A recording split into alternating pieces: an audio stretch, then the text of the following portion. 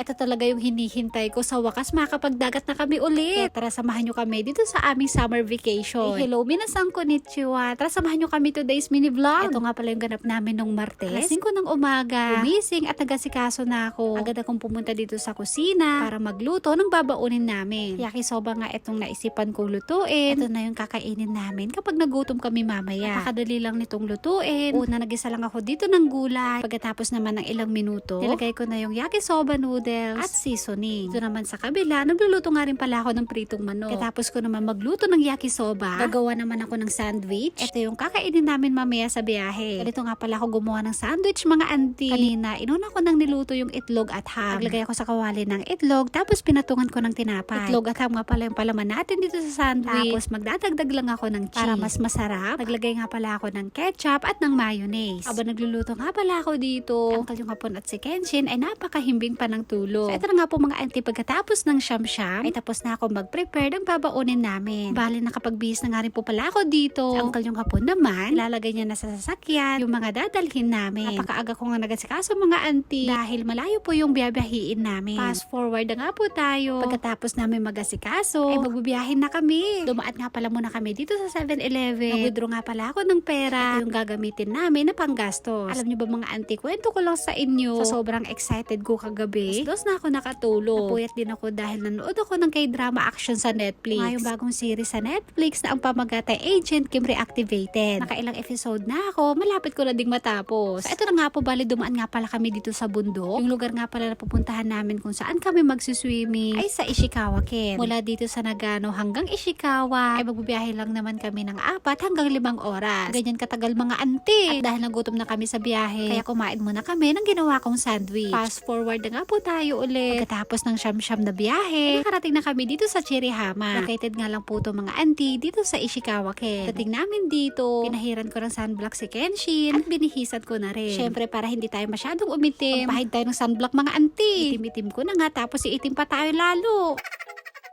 Simula nung magkakilala kami na uncle yung hapon, dito na kami palagi nagdadagat. Maganda rin dito, maluwang at maraming mapupwestuhan. Perfect din tong place na to. Kapag meron kayong dalang chikiting, pwede silang maglaro at hindi masyadong malalim. Ingat lang din dahil marami ditong dumadaan na sasakyan. Ito kasing gilid ng dagat ay driveway. Katapos kong mag-sunblock, bikini at naligo na si auntie. Ito yung nagustuhan ko dito sa pinuntahan naming dagat. Bukod sa maluwang ay wala ding masyadong tao. Kapag marami kasing tao mga auntie, nahihiya po ako magbikini. May mga kasama din naman kami dito nagsiswimming, pero yung pwesto nila ay malayo. Wala nga rin pala ditong toilet o kaya naman pagliliguan pagkatapos yung mag-swimming. Meron sila ditong 2 o 3 cottage ata yung nakita namin. Pwede naman doon, pero may bayad. Kami naman para makatipid, nagdadala kami ng sariling tubig. Always ready si auntie, syempre may kasama ding sabon.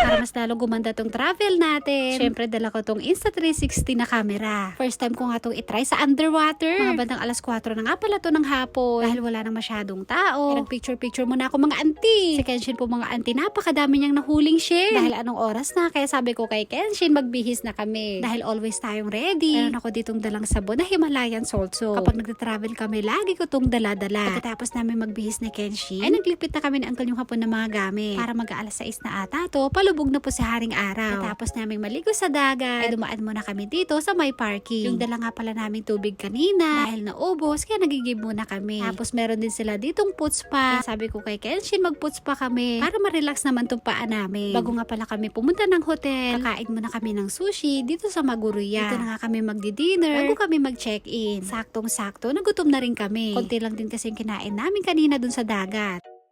Tadakimasu.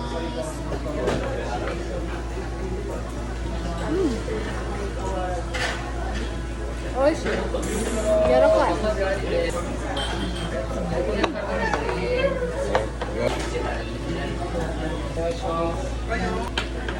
First time nga lang pala namin kumain dito ng sushi. Masarap po mga auntie, lalo na yung maguro o tuna. Iwashi.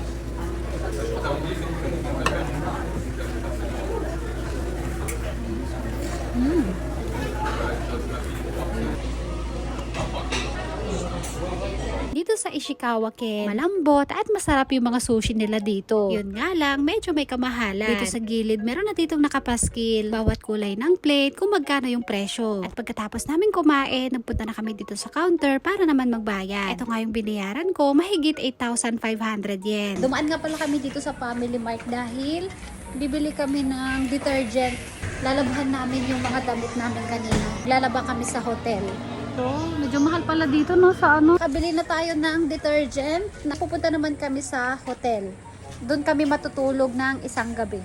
Let's go! Grabe, nakakapagod. Ito na nga po pagkatapos ulit ng siyam-siyam na biyahe. Mula Ishikawa Ken, ay nagbiyahe kami papuntang Toyama. Dito kasi nakapag-book si Uncle yung hapon ng hotel kung saan kami matutulog. Dito nga po itong mga auntie sa Toyoko Inn, tapat lang ng Shintakaoka Station. Sa tuwing pupunta kami ng Ishikawa Ken para mag-swimming, sa Toyama Toyoko Inn, lagi kami nagbubook ng hotel. Bago kami pumasok sa room, kumuha na ako dito ng pwede namin gamitin. Kagaya ng cleansing oil at cotton buds. Meron din sila ditong tea. Kung gusto nyong uminom ng mainit na tsaa. Nagbayad na nga pala kami dito sa counter. Ito yung binayaran namin, nasa 9,200 yen. Kung sa peso ay nagkakahalaga ng 3,500 pesos. Para sa isang gabi lang po yan mga auntie. 7th floor po yung room namin. Ganda naman yung hotel at napakalinis. Double bed nga pala yung kinuha ni Uncle yung hapon. Pwede na para sa aming tatlo. Ito naman yung bathtub nila at toilet. Ito sa bintana, ito naman yung makikita. Parking lot at malapit din sa Aeon Mall. Hindi na nga pala kami nakapunta ng mall kanina. Pagdating namin kanina dito sa Toyama ay sarado na. Habang naliligo nga pala sa Uncle yung hapon at si Kenshin, bumaba ako dito sa first floor para mag-laundry. Buti na lang walang masyado naglalaba ngayon. Ang binayaran ko nga pala ay 200 yen para sa 30 minutes. Ito yung kagandahan dito sa hotel na pinuntahan namin dahil pwedeng maglaba. Habang hinihintay ko matapos yung nilalabhan ko, naligo na rin ako pagkatapos maligo nila Uncle yung hapon. Syempre, ito pa rin yung gamit ko, Himalayan salt soap. Kapag nagtatravel kami, lagi ko tong daladala. Napakabango at napaka-smooth sa skin. Ito na nga po pagkatapos ko namang maligo. Tignan ko kaagad yung nilabhan ko kung natapos na. Para mas mabilis namang matuyo, ay dinryer ko na din. Nagbayad lang ako dito ng 200 yen para sa 20 minutes. Fast forward na nga po tayo mga auntie. Pagkatapos ng 20 minutes, ay binalikan ko na ulit etong dinryer ko. Dahil tuyong-tuyo na, pwede na ulit namin itong gamitin bukas. Ito nga pala, kahit hindi kayo magdala ng detergent, pwede naman dahil meron na din dito. Babayad lang ng 30 yen. Meron din sila ditong libreng tubig o kaya naman kape. Ito na ako nag-igib ng iinumin namin para bukas. Yung sa binayaran nga pala namin ay kasama na yung breakfast. Bukas naman, meron ulit kaming pupuntahang dagat. Sobrang excited na ulit ako mag-swimming mga auntie. Try kong mag-dive kahit na hindi ako marunong lumangoy. Silang po, maraming